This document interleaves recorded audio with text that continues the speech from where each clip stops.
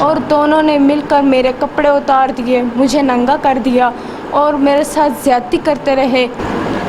بسم اللہ الرحمن الرحیم۔ السلام علیکم ورحمۃ اللہ وبرکاتہ۔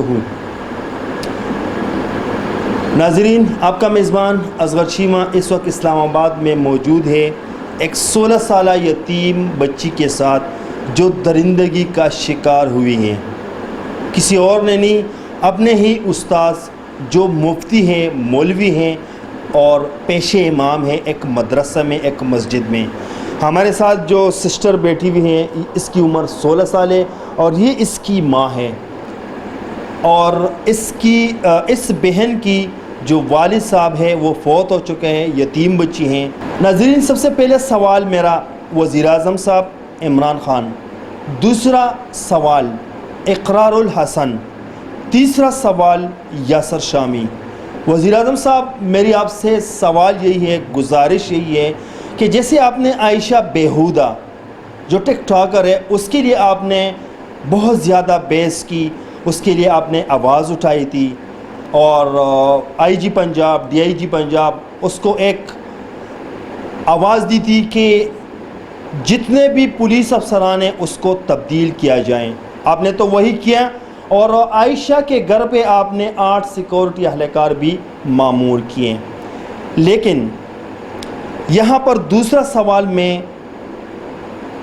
اقرار الحسن صاحب سے پوچھنا چاہتا ہوں۔ جیسے آپ نے ٹویٹ میں یہ لکھا تھا کہ یہ میری خوش قسمتی ہے کہ میری بیٹی نہیں ہے، اور وہ لوگ بدقسمت ہیں جس کی بیٹیاں ہیں۔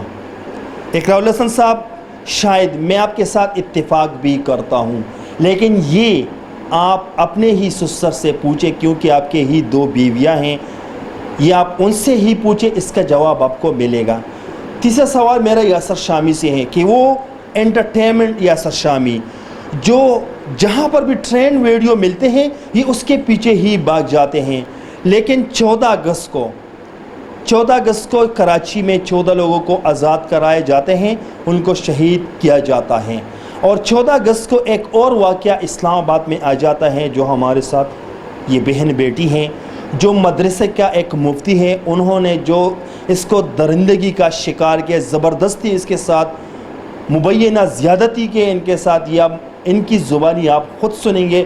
جامعہ طوبہ ضیاء البنات۔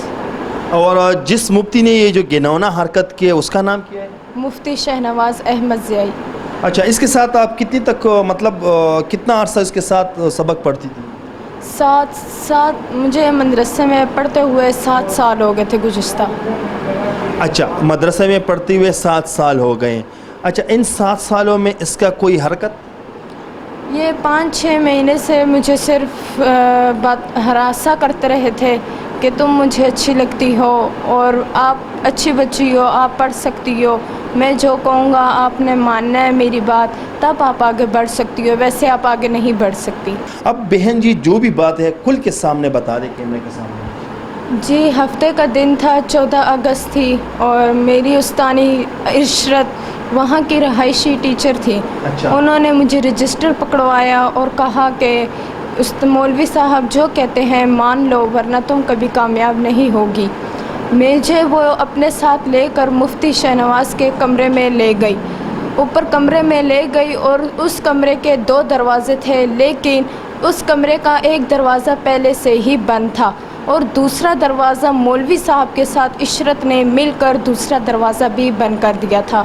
پھر میرے ساتھ مولوی صاحب نے زیادتی کرنے کی کوشش کی، لیکن جب میں نے مزاحمت کی تو انہوں نے مولوی صاحب نے عشرت کے ساتھ مل کر مجھے مارنا پیٹنا شروع کر دیا، اور دونوں نے مل کر میرے کپڑے اتار دیے، مجھے ننگا کر دیا اور میرے ساتھ زیادتی کرتے رہے، اور عشرت کو پھر باہر بھیج دیا تھا، اور عشرت نے پہلے مجھے کعوے کی شکل میں کوئی نشاور چیز پلائی، جس سے میں نیم حالت میں تھی، مجھے بے ہوشی سی ہلکی ہلکی چڑھ رہی تھی، اور عشرت کو باہر بھیج دیا، اور میرے ساتھ مولوی صاحب نے زیادتی کرتے رہے، مجھے تشدد کا نشان بنایا، زیادتی کا نشان بنایا، اور میرے ساتھ زیادتی کرتے رہے، اور عشرت کو پھر انہوں نے میرا سر بھی پلر کے ساتھ مارا، میرا منہ بھی نوچا، اور مجھے شور کرنے کا موقع بھی نہ دیا۔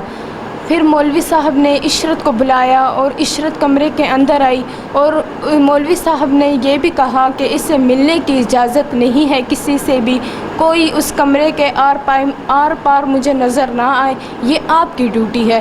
انہیں ڈیوٹی بھی دی تھی، انہیں سمجھایا بھی تھا۔ وہ عشرت وہ استاد مولوی صاحب کے ساتھ ملی ہوئی ہیں، پورے طور پہ ملی ہوئی تھی، اور انہوں نے مجھے لے کر مجھے کپڑے پہنا کر نیچے والے کمرے میں لے گئی، نیچے والے کمرے میں لے کر گئی اور بند کر رکھا تھا مجھے، اور میرے ساتھ اس کمرے کے اندر موجود تھی۔ انہوں نے میرے کپڑے تبدیل کروائے اور میری شلوار میں جو ٹانگوں میں خون لگا تھا اور میری گندگی لگی ہوئی تھی وہ مجھے دھلوائی، اور انہوں نے میری صفائی کروائی، اور پھر میرے کپڑے تبدیل کروانے کے بعد انہوں نے میرا یونیفارم اپنے پاس رکھ لیا۔ پھر انہوں نے ایک دن پیر والا دن تھا اور 2 بجے کا ٹائم تھا، وہاں کی غیر رہائشی انم نام تھا ان کا، آنا جانا کرتی تھی، اور وہ اچانک اس کمرے میں آئی اور انہوں نے اچانک سے کنڈی کھولی، اور میری یہ حالت دیکھ کر وہ بھی خوف زدہ ہوگی۔ انہوں نے مجھ سے پوچھا کہ یہ تمہاری حالت کس نے کی ہے، کیسے ہوئی ہے تمہاری حالت، تمہیں ایسا لگتا ہے کس نے مارا ہے، کیا ہوا؟ لیکن میں نے طبیعت خراب ہونے کی وجہ سے انہیں کچھ نہ بتایا۔ مجھے چکر آ رہے تھے اور مجھے الٹیاں بھی ہو رہی تھی، جس کے ذریعے میں نے انہیں کچھ نہ بتایا، اور مولوی صاحب نے مجھے دھمکیاں بھی دی تھی جس کی وجہ سے میں نے انہیں کچھ نہ بتایا۔ انہوں نے مجھے دھمکیاں دی تھی، اسلحہ دکھا کر مجھے قتل کی دھمکیاں دی تھی، اور مجھے انہوں نے کہا تھا کہ میں تمہارے ٹکڑے ٹکڑے کر کے لالا لئی میں پھینک دوں گا اگر تم نے جامعہ میں کسی لڑکی کو بتایا، یا کسی ٹیچر کو بتایا، یا کسی لڑکی کو بتایا، یا گھر میں کسی کو بتایا۔ گھر کی بھی انہوں نے مجھے دھمکی دی کہ اگر تم نے گھر میں کسی کو بتایا تو میرے پاس بم کا سامان بھی موجود ہے جس کے ذریعے میں آپ کا گھر کا بم سے اڑا دوں گا۔ جی، انہوں نے یہ بھی مجھے دھمکی دی تھی۔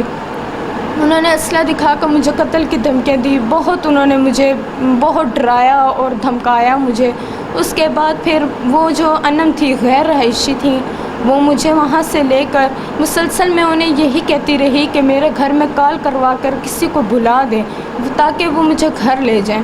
انہوں نے میری یہ حالت دیکھ کر وہ خوفزدہ ہوگی، انہوں نے مجھے بازو سے پکڑ کے سیدھا آپی جان مولوی صاحب کی وائف ان کے پاس لے گئی، وہ پریگننٹ تھی، ان کے گھر لے گئی، اور انہوں نے بھی میری یہ حالت دیکھ کر مجھ سے بھی پوچھا، عشرت سے بھی پوچھا، انم سے بھی پوچھا، لیکن عشرت نے کچھ نہ بتایا۔ انہیں ہر بات کا پتہ تھا، وہ استاد کے ساتھ شامل تھی لیکن انہوں نے کچھ نہ بتایا۔ مولوی صاحب کو بھی بلا کر انہوں نے پوچھا، ان کی مولوی صاحب اور ان کی وائف میں آپس میں بحث ہو گئی۔ مولوی صاحب غصے میں آ کر اپنی بیوی کو گالیاں دینا شروع کر دی کہ یہ ناٹک کر رہی ہے، چھوڑ دو، نہیں جانے دیتے۔ ان کی بیوی نے کہا کہ ناٹک نہیں کر رہی، اسے چکر اور الٹیاں لگ رہی ہیں، اسے کیا مسئلہ ہے، 2 دن اسے کمرے میں قید کیوں رکھا آپ نے؟ بس مجھے نہیں پتہ، اس کے گھر میں کال کروائیں۔ پھر انہوں نے مولوی صاحب نے اپنی بیوی کے زور پر میری والدہ کو کال کی اور کہا کہ آپ کی بیٹی کی طبیعت خراب ہے، آ کے لے جائیں۔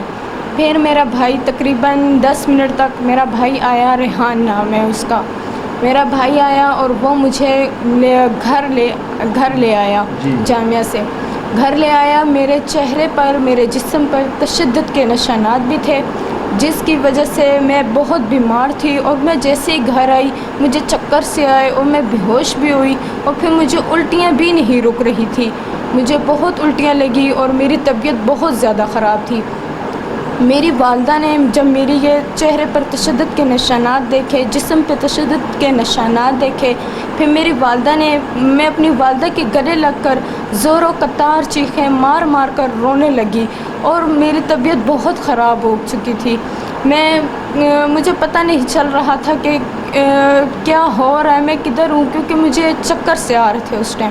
میرے گھر والوں نے بھی روتے رہے، تسلیاں دیتے رہے، انہوں نے بھی مجھ سے پوچھا کہ بیٹا تمہارے ساتھ یہ حال کس نے کیا، تمہارا یہ حال کیسے ہوا، کس نے مارا، انہوں نے بھی مجھ سے پوچھا۔